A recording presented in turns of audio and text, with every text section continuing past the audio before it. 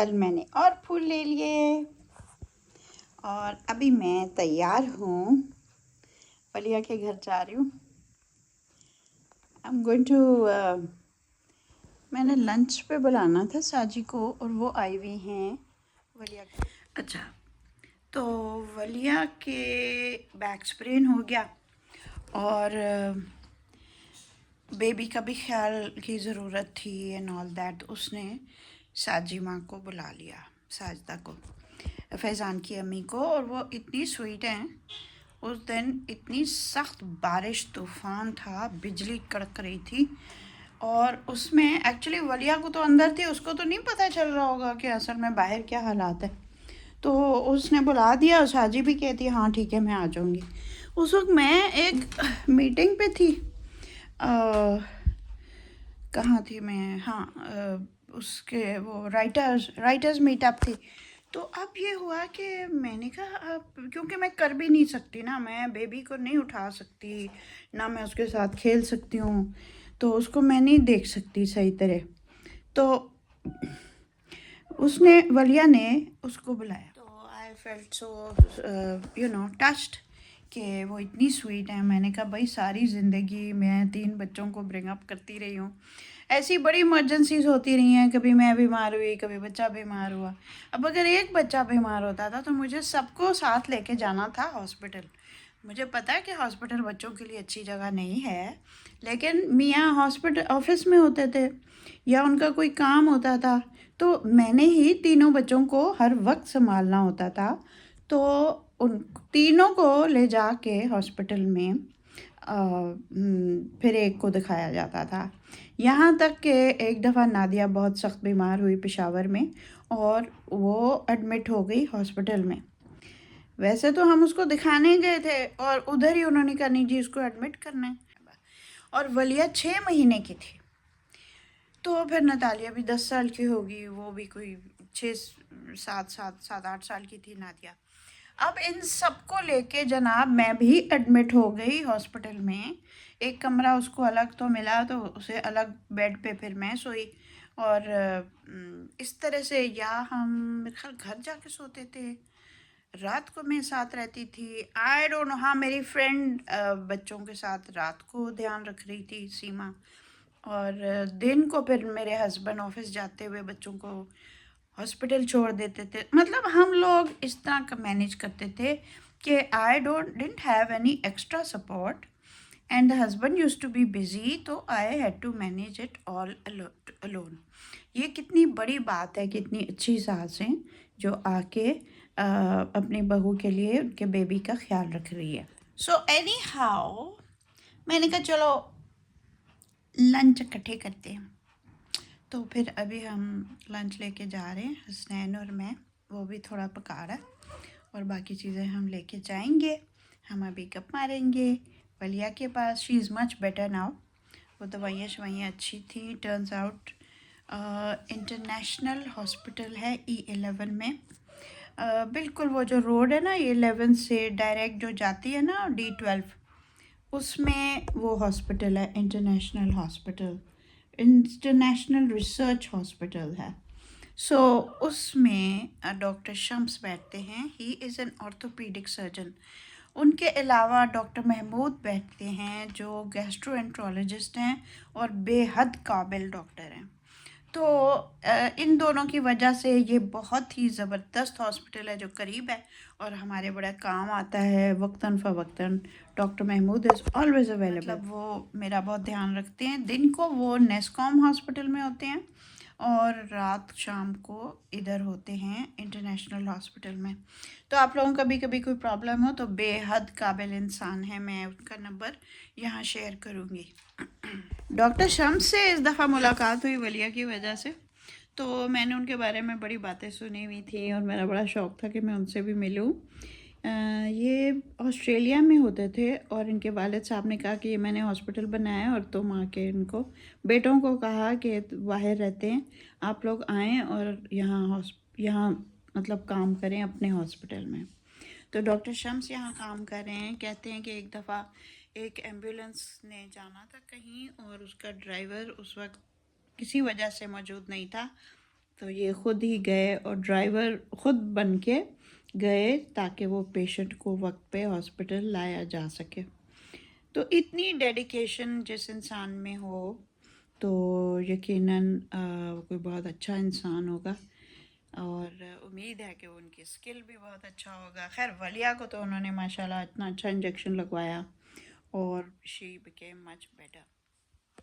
मुझे बड़ी चुक्के लगी हैं अपने ज़माने में, बड़ी बड़ी दास्तानें हैं मेरे पास। मसलन वाशिंगटन डीसी की सैर मैंने चुक के साथ की थी।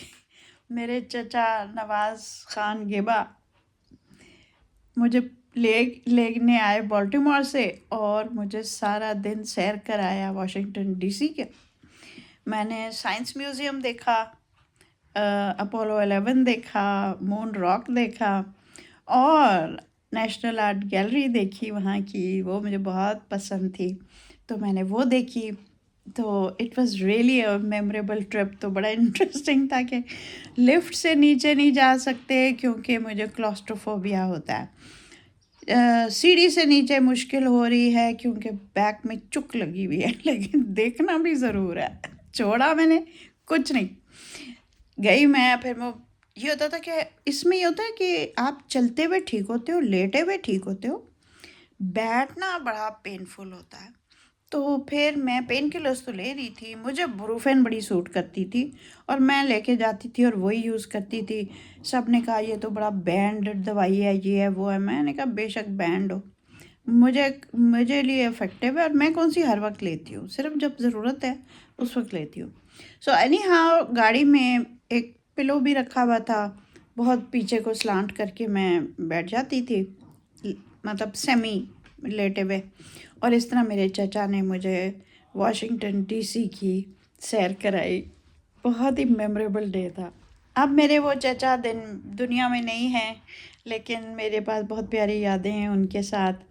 और मुझे उन्होंने रेड लॉबस्टर पे जाके खाना खिलाया और हमने इतनी बातें की कि मैं बता नहीं सकती। और हम दोनों ने बहुत, क्योंकि बड़े सालों के बाद मिले थे, तो मैंने कहा इस तरह तो ये आप सारी बातें करेंगे और मुझे आपको बताने का टाइम नहीं मिलेगा, तो और मैं जब बातें करूँगी तो आपकी बातें रह जाएंगी। तो हमने 20 मिनट्स का एक बनाया कि स्टॉप वॉच लगाते थे। जब एक बात करना शुरू होता था तो द रूल वाज कि दूसरा बीच में नहीं बोलेगा, दूसरा जो है वो चुप करके सुनेगा।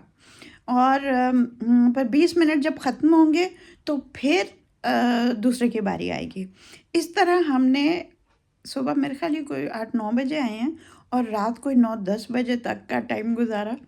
फिर नेचुरली बीच में ऐसी बातें होती थी कि बीच में दूसरा घुस जाता था, तो वो कहते ओके फिर ये वाले जो 5 मिनट्स आपने मेरे टाइम से लिए वो आपके टाइम से कटेगा। बड़ा मज़ा आया था। हाँ, ये मुझे बताओ मिस्टी मिस्टी मिस्टी, तुमने हर दफ़ा मेरी गोदी में बैठना होता है। ओए इधर देखो, मैं कह रही हूँ तुम हर वक्त मेरी गोदी में बैठती हो, फिर मैं कैसी उठूं? फिर ये कहती है करती हो। ये हाल है। तो मैं जनाब ऊपर जाऊंगी छत से ताकि मैं आपको व्यू भी दिखाऊं। अब ना हम किचन से अंदर झांकते हैं। हसनैन हम झांकने आ रहे हैं व्लॉग के लिए। मैं देख रही हूँ आपने क्या पकाया है। कढ़ाई बन रही है, हलवा भी आ गया है, मैं देख रही हूँ गाजर का सलाद भी बन रहा है और ये चिकन कढ़ाई इज़ गेटिंग रेडी। गुड, ज़बरदस्त। ये मैंने उस दिन हम शॉपिंग करने गए ना, पिछले वीकेंड गए थे है ना, तो ये मुझे नज़र आया। कौकब ख्वाजा ने एक दफ़ा कहा था कि शिमला मिर्च आपको येलो और रेड कलर की आम शाम मिलती है। इस तरह ये जो पर्पल रंग का कैबेज होता है ये इतना अच्छा होता है। ये फिर सलाद हमारे वेजिटेबल पैच का आया हुआ है। ये सारी चीज़ें अभी हम सलाद में डाल। अच्छा, ये कटिंग बोर्ड जो होता है ना, ये हमेशा गोश्त के लिए अलग होना चाहिए और सब्जियों के लिए अलग होना चाहिए। गोश्त जो है, कच्चे गोश्त में बहुत ज़्यादा जर्म्स होते हैं और उनको कभी भी दूसरे वाले बोर्ड के साथ मिक्स नहीं करना चाहिए। कोशिश ये करनी चाहिए कि छुरी भी अलग हो, ठीक है। अच्छा, ये क्या है? काली मिर्च और ज़ीरा, हाँ, और धनिया, साबित धनिया जो है पीसा है अच्छा, उसको इसको भूना है? भून के भून तीनों के चीज़ों को फिर ज़बरदस्त। चलो मैं इधर इसको चखूँगी। ज़्यादा बारीक नहीं किया, हल्का हल्का हाँ इसको हाँ, मोटा मोटा किया मैंने ठीक। ज़बरदस्त। तो ये बिल्कुल ऊपर डाले ना? नहीं, अभी ये इसका जायका अंदर जाए ना, बाकी अच्छा। जायका चाहिए मुझे इसके अंदर। अच्छा, जायका पहले कुछ भी नहीं मैंने डाला हुआ, ठीक है, सिर्फ नमक डाला हुआ इसमें मैं जो चख रही थी ना, जी। बड़ा ही मज़े का, सिर्फ नमक में बहुत टेस्टी। वो किया, नमक भी डाला? पहले नमक अच्छा। में मुर्गी की है मैंने। अच्छा, नमक में क्या मुर्गी किया? फ्राई की है बाजी। हाँ लहसुन अदरक का पेस्ट पहले डाला है, तेल के अंदर लहसुन अदरक का पेस्ट, हाँ। उसके अंदर चिकन डाला है, फिर ऊपर उसके नमक डाला है, फिर उसको फ्राई किया उसके अंदर। अच्छा, वो सरसों वाला तेल यूज़ किया? नहीं, वो नहीं किया इसमें, ओहो। तो ऊपर ले जानी या पता नहीं कि क्या। कोई बात नहीं, आजकल तो मैं सरसों का तेल यूज़ कर रही हूँ, नॉर्मली आपके लिए डालता हूँ, एशिया वालों का खाना है। कोई भी हो।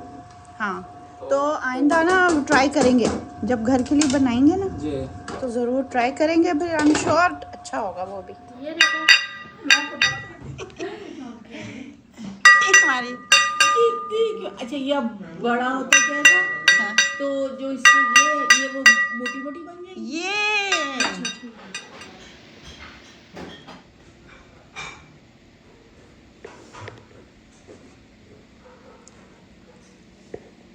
तारू से बोलो, इधर आओ।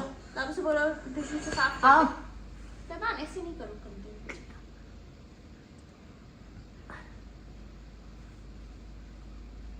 ये जैकेट और ऊपर कर दे, गर्दन भी कवर हो। हाँ, जैकेट ऊपर कर दो। सही है, ऊपर नहीं, थोड़ी सी और ऊपर। चलो जरा सी धूप खा के आओ, थोड़ी सी साइकिल चलाओ, थोड़ी सी गाड़ी चलाओ। चले, आपने कुछ गरम लेने, कुछ गरम? मेरा ठीक है। किचन में ठीक है। कौन है?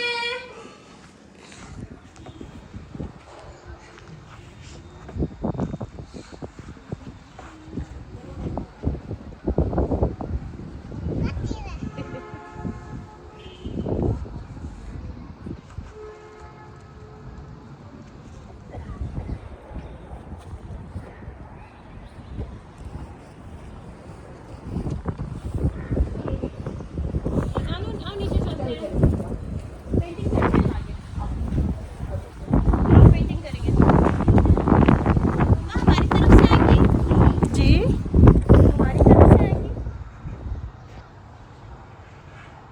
इतने दिनों के बाद आसमान इतना साफ सुथरा हुआ है, इट्स ब्यूटीफुल, बहुत ही प्यारा।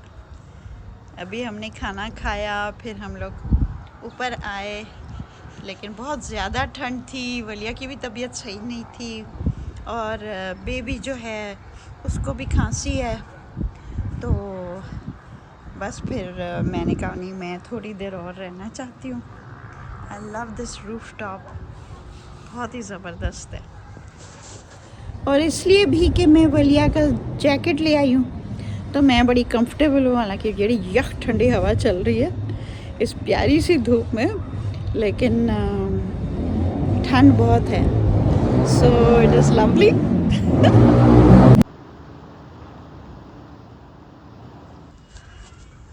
किसी भी जगह से जाने से पहले मुड़ के ज़रा देखें कि क्या वो वैसे ही है जैसे पहले था या उससे बेहतर, लेकिन उससे ख़राब किसी हाल में भी नहीं होना चाहिए। ये चीज़ आप याद रखें, चाहे वो दुनिया हो, चाहे वो कमरा हो और चाहे वो रूफ टॉप गार्डन हो।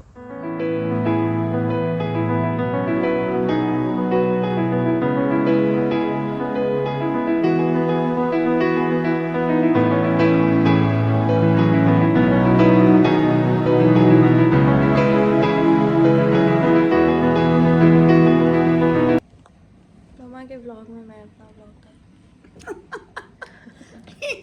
आप शुरू करें ना व्लॉगिंग। अस्सलाम वालेकुम एवरीबॉडी। मामा मैं आधा व्लॉग बना के बाकी भूल जाती हूँ बनाना। अच्छा, मामा is a real vlogger. See vlog पे व्लॉग, व्लॉग पे व्लॉग। चलो जी, thank you so much for your time you most and welcome. Efforts. एक बिस्किट लगा दें। ये इतने सारे लोग आए हुए हैं, यहाँ अभी शूट हुआ था। Thank you very much for your time and effort. ये हैं हिबा मोइज। Always welcome. जी, आप क्या कह रही थी? अब हम जा रहे हैं घर। ओह, हमारे और भी काम है, कोई हम फारिग नहीं है। ठीक है, ओहो, मैंने 4 दिन बिस्तर पे गुजारे हैं, अब मैं बहुत एनर्जेटिक हुई थी। अच्छा, अच्छी बात है भाई। जी आपके घर भी हम लोग पार्टी ही कर रहे थे। मैंने कहा बोला क्योंकि the traumatic week is over.